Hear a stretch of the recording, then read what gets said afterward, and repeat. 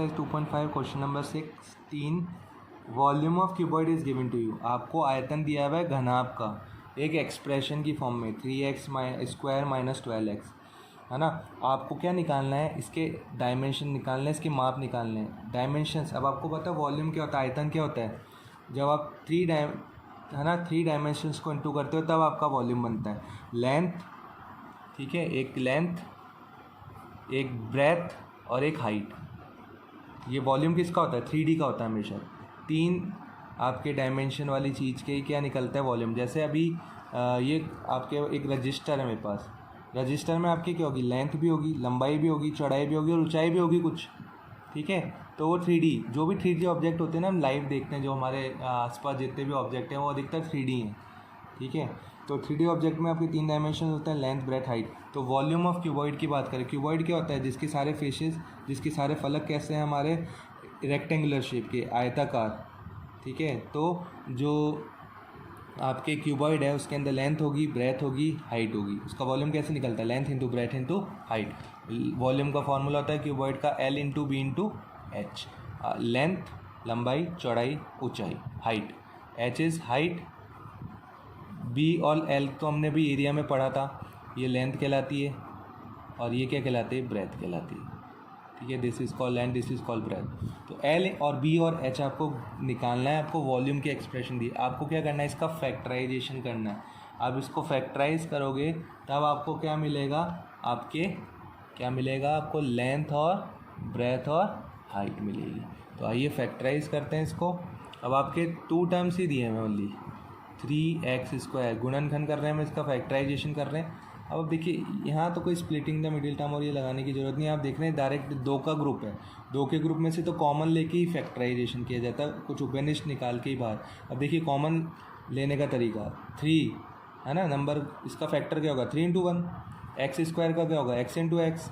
अब बात करें 12x की, ये तो नेगेटिव वैल्यू है, 12 का क्या करूँ 3 इंटू 4, ओके, 3 इंटू 2 इंटू 2। अब यहाँ तो कोई 2 की वैल्यू नहीं है, इसलिए मैंने डायरेक्ट इसको 2 इंटू 2 को 4 ही लिखा है, ओके। और x को x ही लिखेंगे। अब देखिए 3 नंबर में कॉमन, इसके भी 3 है और वेरिएबल में x कॉमन है, तो हम क्या कॉमन ले लेंगे, पॉजिटिव 3x कॉमन ले लेंगे। तो इसके पास क्या बचा, x पॉजिटिव, इसके पास क्या बचा, नेगेटिव 4, ठीक है। इस तरह से आपने कॉमन ले लिया। तो देखिए 3x हमने कॉमन लिया, तो यहाँ क्या बचा, x माइनस 4। तो देखिए अब हमको L into B into H. तो ये देखिए ये लेंथ हो गई, ये ब्रेथ हो गई और ये थर्ड x माइनस 4 क्या हो गया आपके, हाइट हो गई। या आप अगर मान लीजिए, आप ऐसे लिख के आ सकते हैं एग्ज़ाम में, अगर आप लेंथ 3 को मान रहे हैं, ठीक है, ब्रेथ x को मान रहे हैं और हाइट x माइनस 4 को मान रहे हैं, ठीक है, एक तो ये लिख सकते हैं।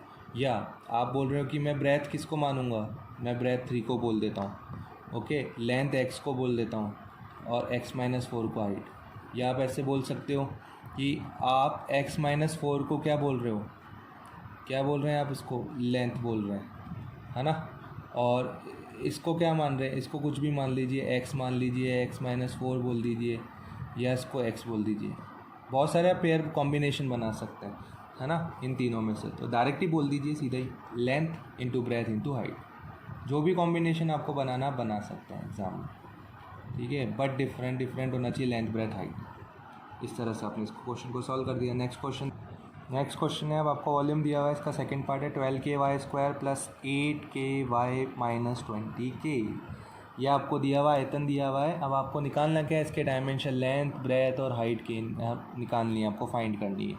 अब आप देख रहे हैं यहाँ पे k भी एक वेरिएबल है, y भी एक वेरिएबल है ना। और हम जो एक्सप्रेशन फैक्टराइज करते हैं उसके अंदर आपके यहाँ पे कांस्टेंट वैल्यू होती है, है ना, यहाँ कोई वेरिएबल नहीं होता। इसका मतलब ये k जो है वो आपको यहाँ से बाहर निकालना पड़ेगा, को हटाना पड़ेगा इसको। अब हटाने का तरीका ये है कि इन तीनों में से कुछ ना कुछ कॉमन आ रहा है, वो नंबर में भी कुछ कॉमन, इनके कोफिशिएंट में से भी हो सकता है कुछ कॉमन हो। ये k तो आ ही रहा है तीनों में, इस k को तो आपको कॉमन लेना ही लेना है, इसको बाहर हटाना है, क्योंकि यहाँ पे आप चाहते हो सिर्फ एक कांस्टेंट वैल्यू हो, एक नंबर हो, ओके। तो देखिए कॉमन आ रहा है हमारे, k तो आ ही रहा है।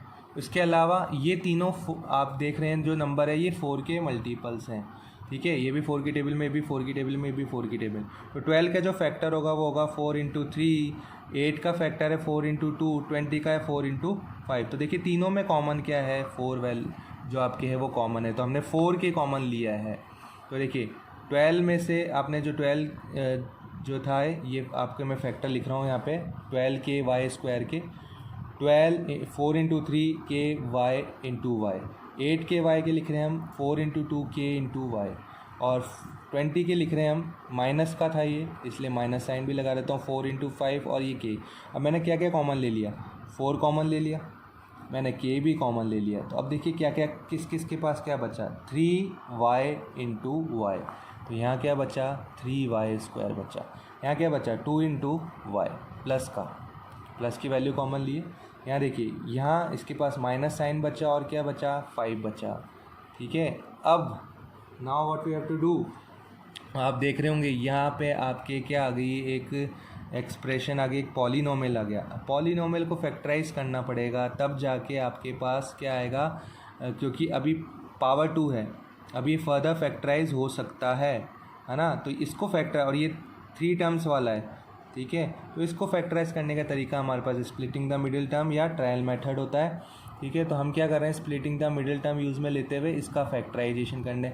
तो देखिए अब हमें थिंक करने हैं दो नंबर जिनका प्रोडक्ट माइनस का 15 हो, 3 5 ज़ा 15, पॉजिटिव इंटू नेगेटिव नेगेटिव, ठीक है। तो हमें माइनस का 15 प्रोडक्ट में चाहिए और सम या डिफरेंस में 2 चाहिए, तो हमें दो नंबर ऐसे थिंक करने हैं। तो देखिए वो दो नंबर क्या होंगे आपके, प्लस का 5y और माइनस का 3y, ठीक है। देखिए कैसे, 5 3 ज़ा 15, positive into negative negative, yes ये कंडीशन फुलफ़िल होगी। क्या डिफरेंस की फुलफ़िल हो रही है, यस।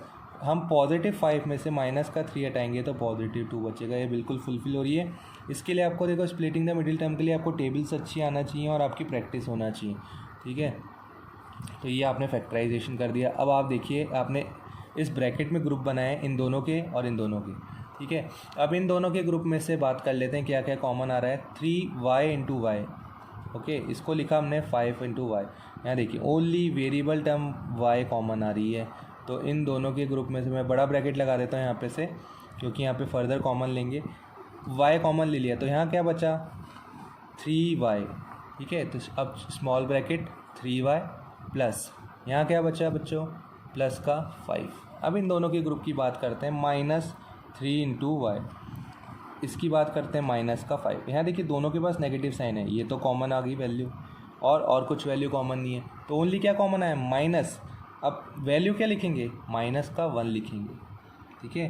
बिकॉज नेगेटिव कुछ तो नंबर होगा, वो नंबर क्या है भाई, इनके इस 3 का मतलब क्या है, 3 इंटू 1, भाई हर एक नंबर के प्रोडक्ट में 1 तो प्रेजेंट रहता ही है। तो जो माइनस है ना, माइनस कॉमन लेने का मतलब है आपने माइनस का 1 कॉमन लिया है, ठीक है। तो अब क्या बचा है यहाँ पे, पॉजिटिव 3y, ब्रैकेट में लिखेंगे पॉजिटिव 3y, इसके पास क्या बचा पॉजिटिव 5, ओके।